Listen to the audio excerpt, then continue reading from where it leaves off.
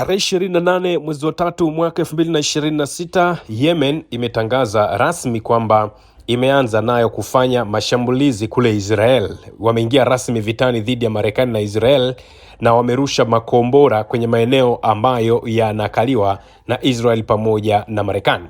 Jeshi la Yemen limetangaza rasmi kujiunga na vita dhidi ya muungano wa Marekani na Israel, wakisema hatua hiyo inalenga kuiunga mkono Jamhuri ya Kiislamu ya Iran pamoja na mhimili wa upinzani wa kule Lebanon, Iraq na Palestina.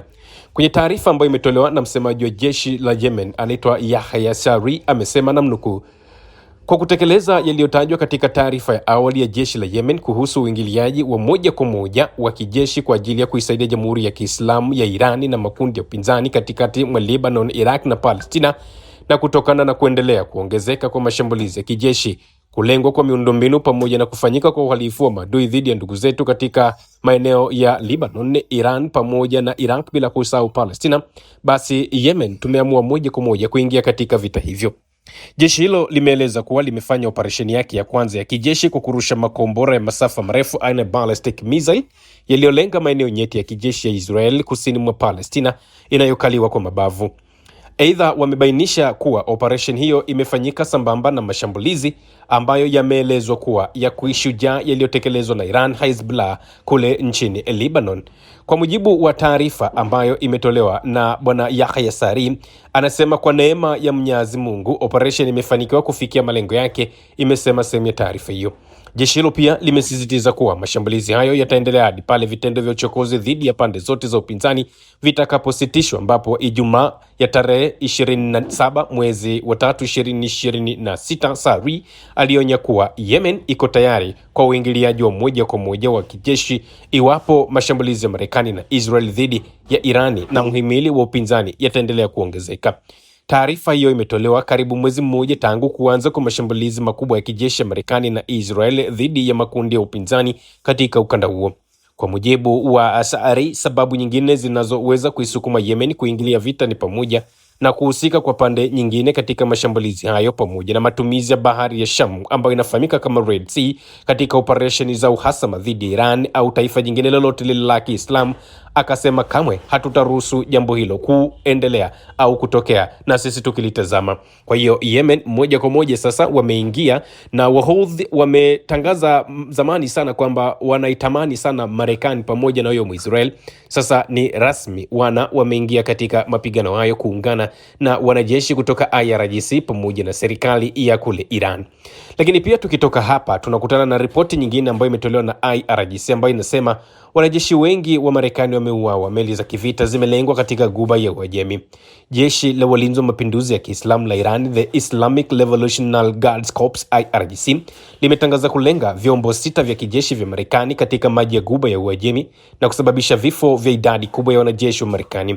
Kwenye taarifa ambayo imetolewa Ijumaa na IRGC inasema katika mwendelezo wa wimbi la 84 la Operation Ahadi ya Kweli sehemu 4, vikosi vya majini vya IRGC vilitekeleza operation mseto dhidi ya magaidi wa Marekani na Israel waliopo katika bandari ya Al-Ashoik pamoja na pwani ya bandari ya Dubai na kulenga kwa usahihi wanajeshi wa Marekani pamoja na vifaa vyao vya kijeshi.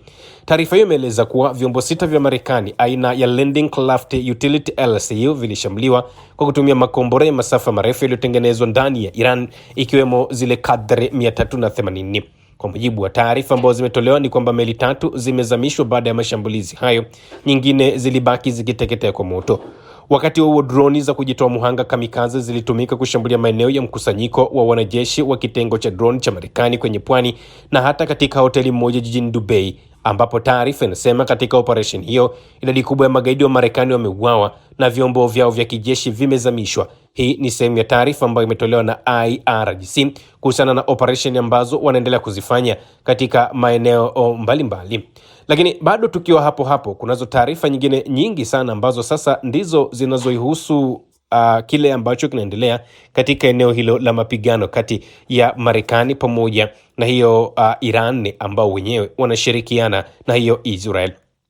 Kwa mujibu wa taarifa ambayo imetolewa ni kwamba zaidi ya wanajeshi 500 wa Marekani wameshambuliwa kule Dubai, na hii ni kwa mujibu wa taarifa ambayo imetolewa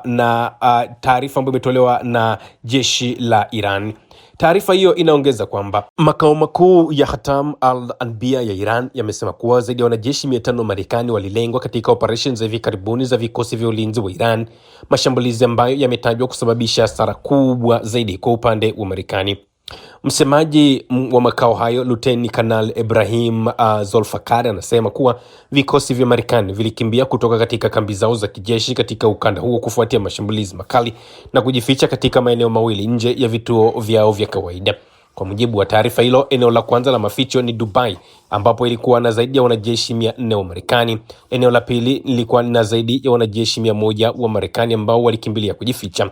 Maeneo yote mawili yakalengwa kwa makombora ya kisasa na drone ambazo zilirushwa na kikosi cha anga cha jeshi la maji la Islamic Revolutionary Guards Corps IRGC, ambapo msemaji huyo ameeleza kuwa mashambulizi haya yalisababisha hasara kubwa sana, akibainisha kuwa magari ya wagonjwa yamekuwa yakisafirisha wanajeshi wa Marekani wakiwemo makamanda kwa sasa katika kipindi cha muda mrefu ambao mpita. Aidha, taarifa hiyo imetoa onyo kali kwa rais wa Marekani Trump pamoja na makamanda wa jeshi la Marekani, wakisema kuwa ukanda huo utageuka kuwa makaburi ya wanajeshi wa Marekani na kusisitiza kuwa chaguo pekee ambalo limesalia la Marekani ni kujisalimisha. Katika taarifa nyingine, Islamic Revolutionary Guards Corps IRGC imesema kuwa idadi kubwa ya wanajeshi wa Marekani wameuawa baada ya kulengwa na vyombo hivyo 6 vya Marekani na vyombo 6 vya kijeshi vya Marekani katika hiyo ghuba ya Uajemi, ambayo ni sehemu ya kile ambacho nimetoka kukiongea hapo na ambacho kinathibitishwa pia na serikali ya kule Iran kupitia IRGC. Lakini mwenendo wa mapigano bado inaonekana kuwa hali ni mbaya zaidi.